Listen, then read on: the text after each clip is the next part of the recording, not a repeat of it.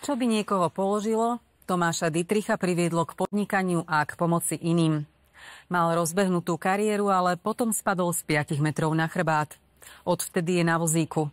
Navštevoval rôzne rehabilitácie na Slovensku, v Čechách, Maďarsku či v Rakúsku a v roku 2022 sa rozhodol vytvoriť miesto, kde bude možné združiť tieto najúčinnejšie spôsoby rehabilitácie pod jednu strechu. A už vyše roka riadi registrovaný sociálny podnik. Keď tam vôjdete, tak to vyzerá ako klasické fitko. Je to vlastne len preto, lebo celé to vystavené na tom, aby tam človek sa cítil normálne prirodzene. Pretože stále hovorím, že keď je hlava v poriadku, tak začína telo fungovať. A keď niekde človek chodí a zrazu tam sú biele steny, cíti tam savo, alebo sa cíti trošku v takom strese, tak aj to telo nespolupracuje. V Tomášovi sa napriek úrazu nestratil podnikateľský duch ani počty. Vždy hovorím, že som spadol na chrbát a nie na hlavu. Všetci, ktorým sa stal nejaký úraz, ktorí majú nejaké diagnostikované ochorenie alebo majú nejaký iný handicap, sú takí istí ľudia, ako boli predtým. Takisto aj ja nestojím, ale sedím.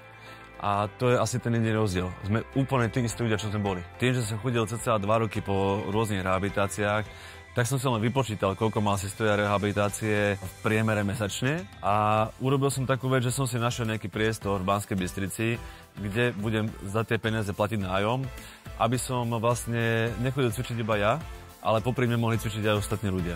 Nie je náhoda, že to u nich vôbec nevyzerá ako na nemocničnej rehabilitácii?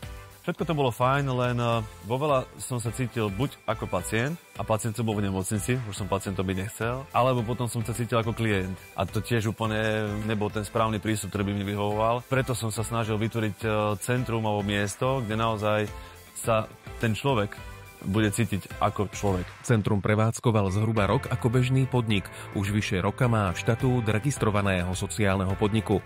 Ako vníma sociálne podnikanie? Podnikám naozaj vyše 20 rokov, sociálne podnikanie je vyše 1 roka.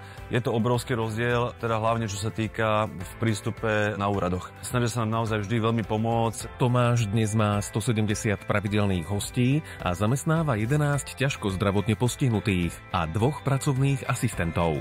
Sociálne podnikanie má za mňa vysokú pridanú hodnotu. A hlavne teda v tom sociálnom rozmere. A to je naozaj to, čo vidíme každý deň u tých našich ľuďoch, ktorých máme zamestnaných, že im to pomáha naozaj nie len v tej ekonomike, že teda majú zase nejakú výplatu a nejaké peniaze navyše, ale hlavne aj v tej mentálnej stránke, v tom, že ten človek sa opäť dokáže zaradiť do pracovného života, že dokáže opäť mať náplň dňa, a hlavne, že má pocit, že je konečne užitočný pre tú spoločnosť. A to je, si myslím, tá najväčšia pomoc pre toho človeka.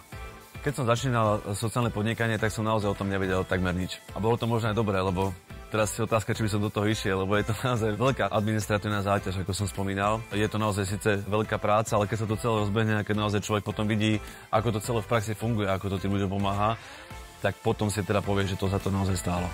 Ak vás príbeh zaujal, pozrite si na YouTube kanály Relácie peniaze rozšírenú reportáž o Tomášovi a o tom, ako funguje jeho podnik, ktorý je jedným z 587 dnes existujúcich sociálnych podnikov na Slovensku. A stále vznikajú nové.